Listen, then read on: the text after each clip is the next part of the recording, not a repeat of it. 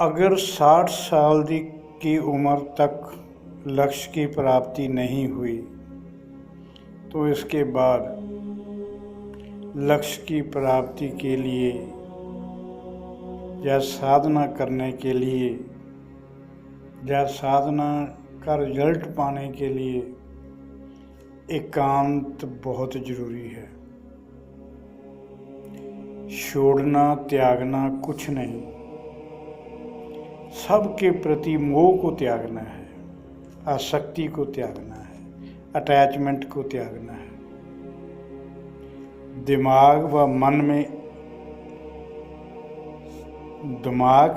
व मन केवल एकांत में ही स्वस्थ रहता है। कई बार दूसरे मन की बेचैनी का कारण बन जाते हैं। दूसरों की मौजूदगी में पहल मानसिक तनाव पैदा हो सकता है। इस तनाव का कारण आपकी आदतें भी हो सकती हैं। दूसरों के कारण ही अहंकार बढ़ता है। दूसरों से कामनाएं, अपेक्षाएं मन में सदा बनी रहती हैं। छोटे मेरे लिए ये करें, बड़े मेरे लिए ये करें। दूसरों की मौजूदगी में आप कभी स्वाभाविक नहीं रह सकते, क्योंकि शिष्टाचार व नैतिकता जरूरी निभानी पड़ेगी। अगर निभानी मन से ना भी निभाने का मन हो तो उसका दिखावा तो करना ही पड़ेगा। धरती पर जितने भी चिंतक, साधक, वैज्ञानिक, कलाकार वगैरह, इन सब का विकास एकांत में ही संभव रहा। जब उद्देश्य पूरा हो जाए तब एकांत की जरूरत नहीं। क्यों? तत्व ज्ञान के बाद हमारा उद्देश्य तो तत्व ज्ञान में स्थित होना है, और तत्व ज्ञान के बाद दूसरा कोई रहता ही नहीं। मन को विश्वास हो जाता है समस्त ब्रह्मांड उसी एक परमात्मा का ही विस्तार है, उसी एक से ही ये पूर्ण है और ये चेतन है। समस्त ब्रह्मांड एक ही तत्व से बना है, जहाँ दूसरा कोई है ही नहीं। फिर दुख किससे, कष्ट किससे, बेचैनी किससे, उपेक्षाएं किससे? कोई भी स्वयं दुखी नहीं होता। जब दूसरा हो वह ही दुख का कारण बनता है।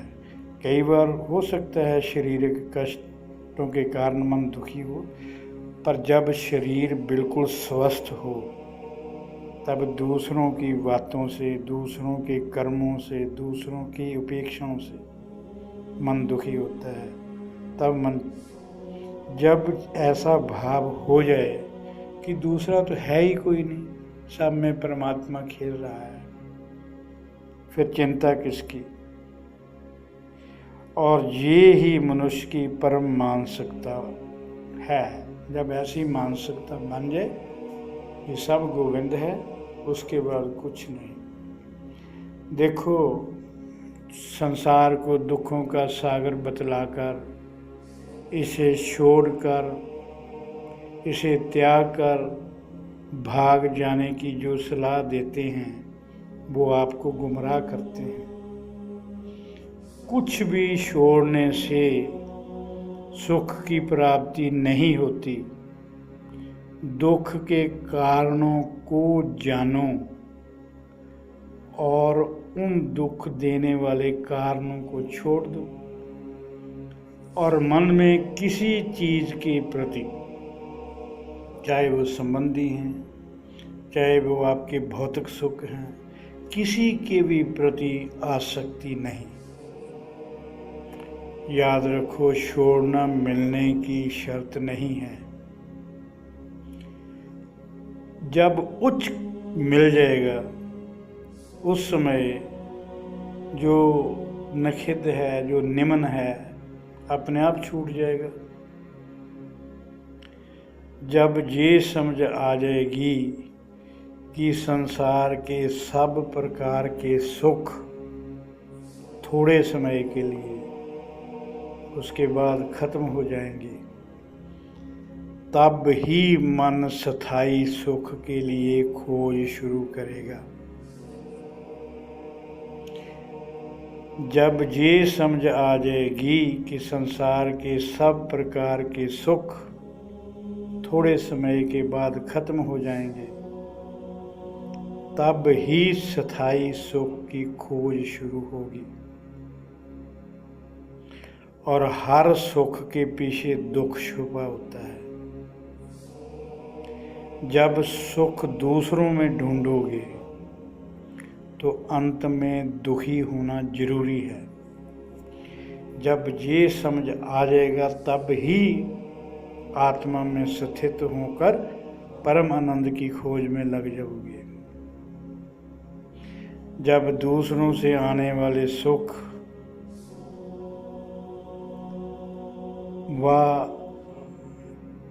जब दूसरों से आने वाले सुखों से ऊब जाओगे, तब अंदर से अपनी आत्मा में सुख ढूंढना शुरू करोगे। इस अंदर की खोज से मिला सुख ही स्थायी होगा। ऐसी सोच परम आनंद व परमात्मा की अनुभूति तक लेकर जाएगी। अपने आप दृष्टि परिवर्तन हो जाएगा, फिर कुछ करना नहीं पड़ेगा। संसार सुनहरा लगने लग जाएगा। इस संसार की आकृति प्यारी लगने लगी, हर आकृति। दुख देने वाले सभी कारण अपने आप खत्म हो जाएंगे, फिर कुछ करना नहीं पड़ता।